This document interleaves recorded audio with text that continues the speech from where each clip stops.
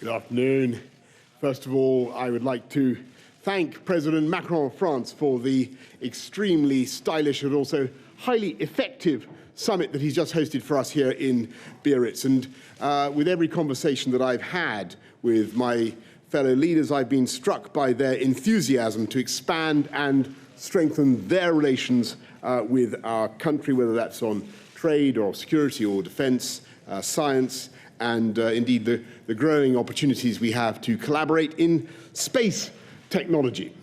We've also spoken in Biarritz about the biggest global challenges confronting us all today, and these are things that I think also matter very much to the people in the UK. We've been talking about biodiversity. We've got to stop the tragic loss of habitats and species that is happening around the world. We can't just sit back as animals and plants are wiped off the face of the planet. The world's animal populations have declined by around 60% in the last 50 years. About 1 million species are now facing extinction, and we've seen in the Amazon rainforest a tragic increase in fires which are made more likely by deforestation. And that's why today I've announced £10 million of new funding to protect and restore the rainforest in Brazil, with 1 million birds and 100,000 mammals losing their lives every year from eating or getting tangled in ocean plastic. We've got to do much more to protect the oceans, and today we've announced £7 million for the Blue Belt programme to extend our work to protect vital marine ecosystems in conservation areas in Britain's overseas territory. And don't forget that Britain has the 5th biggest marine estate in the world. If we don't act now, our children and our grandchildren will never know a world with the Great Barrier Reef or the Sumatran tiger or the black rhino. And so next year at the Biodiversity COP, the summit in China, the so-called Aichi targets must, in our view, be replaced with new, more ambitious targets to help us get back the biodiversity that we are losing and that this planet has lost. And I'm very pleased that the G7 summit today in Biarritz accepted those UK ideas, those proposals for biodiversity targets, for humanity to set targets to stop the reduction of habitats and species. And obviously we're going to follow up on that as well at the COP summit in the UK if we're lucky enough to get that, and I very much hope and believe that we will. There's one issue underpinning all that, which I believe holds the key to tackling so many global problems, and that is the vital importance of educating girls. And I'm very pleased that here at the G7, every delegation has supported the UK's campaign to give every girl in the world 12 years of quality education. And I've today announced funding to give 600,000 children in the world's most dangerous countries, where girls are twice as likely as boys to be out of school, the opportunity to go to school for the first time. We discussed Iran, and we are all agreed that Iran should never, under any circumstances, be allowed to get a nuclear weapon. And there's clearly an opportunity now for Iran to come back into compliance with the nuclear deal, the JCPOA, and to resume dialogue, as well as to cease its disruptive behavior in the region. We expressed collectively deep concern about what is happening in Hong Kong, and the G7 nations all want to support a stable and a prosperous Hong Kong, and we remain collectively committed to the one country, two systems framework. And I was pleased that that was reflected in the conclusions of the summit, which was, as I say, very productive indeed. If people can quarrel with summits and with world leaders coming together in this way for discussions about wide-ranging issues such as we have had, but I really think that if the leaders who have been gathered together at Biarritz over the last couple of days really follow through on these discussions and really mean what they say in the conclusions, I think it will make a real difference to the issues that people in our country care very deeply about. So thank you all very much for sticking with it. I know it's been a long, old summit, but I'd like to take your questions now. And I've got to go through. I know Beth is there, top of the list somewhere. Wait, no, it's Vicky Young of the BBC. But we're going to come to you. Sorry, Vicky Young of the BBC, and then Beth.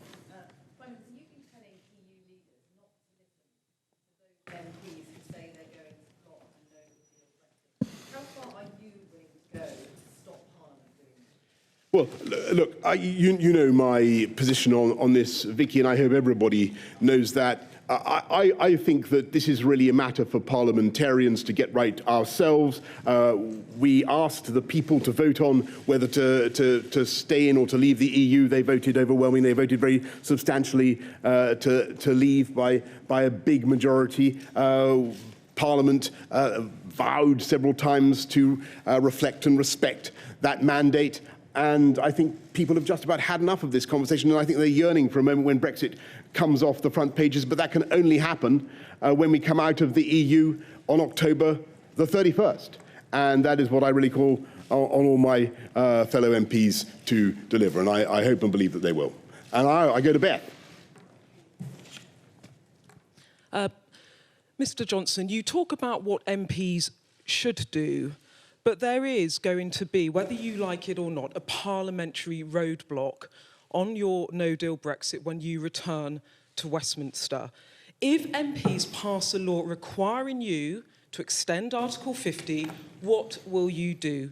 Will you suspend Parliament, or will you call an election? Well, Beth, I think really I'm just going to have to respectfully refer you back to the answer I gave to Vicky just now, which is that I think that it's the job of everybody in Parliament to get this thing done. I think it's what the people want. I also think, by the way, it's what our friends and partners on the other side of the Channel want. They want this thing done. They want it over. You talk to our friends, as I have done in the last few weeks, and they are very enthusiastic about getting on with the future. They regard Brexit now as an encumbrance, an old argument. They want to talk about the new partnership that we're going to build. They want to talk about ways in which we can work together, as I said, not just on trade, but on security, on defence, on all kinds of things. And I think it's time that we in the UK started to think about all the ways in which we can think of a post-Brexit Britain doing things differently and doing things better, taking the opportunities to boost investment in in business and our industry, setting up free ports, doing free trade deals. There are big opportunities for this country. So I think we need a new way of thinking about it. But first of all, you've got to come out, as you know, on October the 31st. And yes, it's Robert Peston of ITV next. Prime Minister, a couple of quickies, if you'll indulge me. Just put a question to the US President Trump, and what President Trump said was he now thinks it highly likely that there'll be a no-deal Brexit. He's right, isn't he? Did he say that? I didn't hear him say that. He said the EU is a tough negotiator, rather implied. Is that what he said? Can someone clarify this before we go any further? Is that what Don said? Corroborate what Trump just said? Okay. Anyway. Back him up. Come on, back him up. Anyway, look. He said something on those lines. He said exactly that. Okay. All right. Bloody hell. This is going to be an impossible clip to use. Never mind. Thank you so much. Go on, sorry. Can I ask the question? The President said something about how the EU was a tough negotiator. I'm going to go back to the beginning. America's president implied just now that he thought there'd be a no-deal Brexit. Do you agree with that? Tomorrow, MPs are gathering in Westminster, MPs of all parties, to issue a declaration calling on you not to use the device of suspending Parliament to force through a no-deal Brexit. Why not simply give them that commitment that you won't suspend Parliament to achieve that aim? Thanks, Robert. And I think we're really sort of circling back over the same sort of ground here. I didn't hear the President say exactly that he thought it would be a no-deal Brexit. I think what I heard him say was that the EU are tough negotiators, and that's true, but then so are the Americans, and so indeed are the Australians and the New Zealanders. Everybody's a tough negotiator. You're a pretty tough negotiator, I expect. So look, but that doesn't mean we won't do a deal, and we're working very hard to do that. It will be difficult. There's a substantial disagreement, but my job is to make our case, and you know what our case is. That the backstop is anti-democratic. It keeps the UK locked in the EU's customs arrangement. It keeps us locked in the legal order of the EU without any ability to influence those things. It's got to come out. It's got to change. I've made that point very, very clearly to our friends. I really think that point has now landed.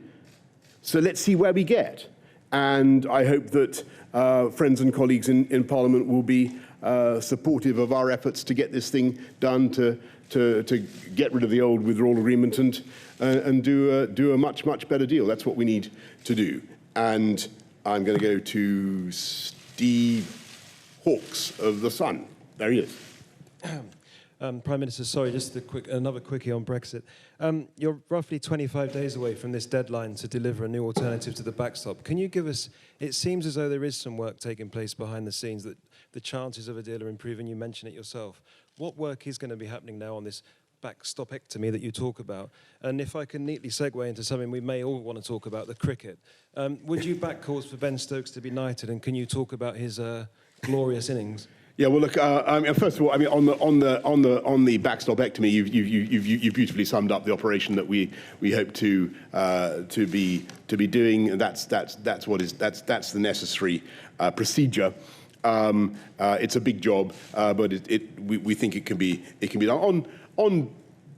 I watched it. I could only watch the highlights. I thought it was one of the most extraordinary innings I've ever seen. The shots I saw, absolutely incredible. I think I've already promised that that Ben Stokes should get a dukedom. So I don't think I can't go any higher than that.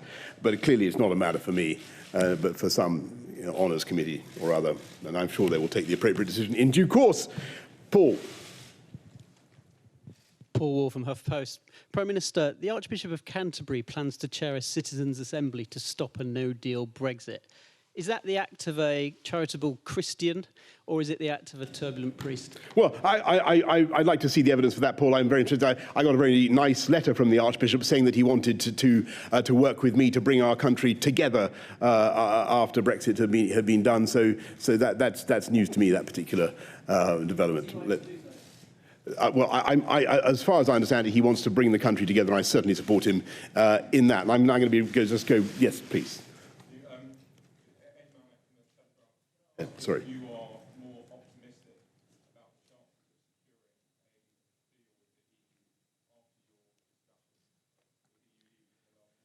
securing a deal? Yes, I am marginally more optimistic, but remember that all statistical estimates that I give about the chances of a deal, whether they're expressed in odds of millions to one, or getting closer, or hotter, or colder, or whatever, they all depend exclusively on the willingness of our friends and partners to compromise on that crucial point and to get rid of the backstop and the current withdrawal agreement. Yes. Boris, Stephen. Cummings suggested last week that David Cameron and Theresa May were idiots, were trusting that Theresa May would be the saviour and wrong. Sorry, I think you mean, in that sentence, I think you meant Angela Merkel. Yeah. Look, I think that our German friends and our French friends have certainly listened very carefully to what we have had to say, and I really repeat what I said to Ed. It all depends on how seriously they wish to get a deal. Yes. Yes. Sorry. Yes, Andrew. The European Commission made clear today that if any of the £39 billion Brexit divorce bill is withheld from the no deal, then that would be a way of trade deal with the EU. Would you be willing to sacrifice a trade deal in order to keep that money? Well, look, under any circumstances, if there is a no-deal outcome, then substantial sums will be available, very substantial sums will be available from the 39 billion for the UK to spend on our priorities, including managing that no-deal scenario. Yes. Hi, Prime Minister. You've had a meeting. Thank you. You've had meetings with President Trump and President Morrison of Australia, who've both talked about a trade deal within the next year. Do you think there's a chance that they'll just offer you a quick deal that will rip off Britain? So say again, a quick deal. A quick trade deal with the US and Australia. And they'll thank try you. and rip us off. Look, I mean, all the questions have been extremely good, but that is also very good. We do not want to do as it were, a quick deal that doesn't really maximise the opportunities for the UK. Ours is an incredibly rich and diverse economy, very, very strong, particularly in services. I would rather have a comprehensive deal with the US rather than one that focused simply on goods and agri-foods that you might be able to do fast. There are big, big opportunities for us. I'm going to rattle through this. And yes. Oh, sorry. Prime Minister Alex Morales from Bloomberg News. I was wondering if you could tell us if President Trump put pressure on you over the use of Huawei in the UK's 5G connections, and he's not putting any pressure on you at all? Nope. He didn't bring it up? It didn't come up in Nope. your bylaws? Hi, William James from Reuters. Prime Minister, you've talked about how the EU likes to do deals at the last minute. Are you prepared to take talks right up to October 31st, or is there a point before that where you have to just walk away? Well, I do think that the EU does tend to come to an agreement right at the end. That's what I've noticed in my own observation of Brussels negotiations. Clearly, for us, the walking away, as it were, would come at on October the 31st, when we would take steps to come out on the terms for which we will have by then made absolutely colossal and extensive and fantastic preparations, as you know. Yes. Thank you, Prime Minister. Ben Glaze, Daily Mirror. Do you have confidence in John Bercow as a Commons Speaker? I don't wish to get into. It's not the function of the Prime Minister to express confidence in the Speaker. But I hope that all parliamentarians will use their good offices to respect the will of the people and get Brexit done on October the 31st. Yes. Charlie Cooper from Politico. Why can't you make the simple pledge to not suspend Parliament over blocking no deal? Because to do so would surely be because I rely on Parliament. Dictatorial acts comparable to Charles I. Why can't you make that a simple pledge? Well, because I rely on parliamentarians to do the right thing and to honour the pledge that they made to the people of this country. Yes. Nigel Morris from The Eye. What do you make of Jeremy Corbyn's suggestion that he should be installed as the caretaker Prime Minister for temporary administration? Well, one of my missions in life is to my many missions in life is to protect the people of this country from the appalling consequences of a Labour government. And it is clear from what Jeremy Corbyn is now saying that not only if he were in power would he put up taxes on virtually everything from income to pensions to inheritance to property, not only would he align himself with some of this country's most intractable and difficult foes, but he would also renege, reject, revoke the mandate of the people. And I cannot think of anything worse for democracy or for trust in politics. And I very much hope that that does not happen. And how many more do I have to go? Heather? Yes, sorry, I was going to come to you earlier. Would you like to take the opportunity to apologise to Philip Hammond, who felt his reputation was besmirched by briefings that disgruntled former ministers were responsible for the leaking of the Operation Yellowhammer documents? Well, I had no idea that Philip felt that any such thing had happened. And what can I say? Honi soit qui mal y pense. Yes. John Stevens from the Daily Mail. The EU has said it's willing to listen to your proposals on what can replace the Irish backstop. When are you going to present these to the EU in detail? Well, we're going to be having some discussions with our European friends, but clearly, as we've made plain over many weeks now, the so-called backstop, which I've explained again and again, has got to come out. How many more should I do? Well, yeah, I'll do two more. Yes. David Hughes from PA Media. You've pledged extra cash to help the Amazon today, but your credentials as an environmentalist are somewhat undermined by a commitment to cut fuel duty as well. How can you be protecting the environment whilst also helping gas guzzlers? We are wait and see what's in. I'm making no fiscal commitments whatsoever at this stage. Wait and see what happens in the budget. And I don't think my credentials as an environmentalist are absolutely unimpeachable when you consider the massive reductions that we had in both in CO2 and other forms of pollution when I was mayor. And that's the kind of approach that you're going to see from this administration, a very, very active environmentalist administration protecting habitat, protecting biodiversity, but reducing CO2 and reducing climate change emissions through technological progress, as our German friends would say, Vorsprung durch Technik. That's our approach. Thank you very much, everybody. Thank you.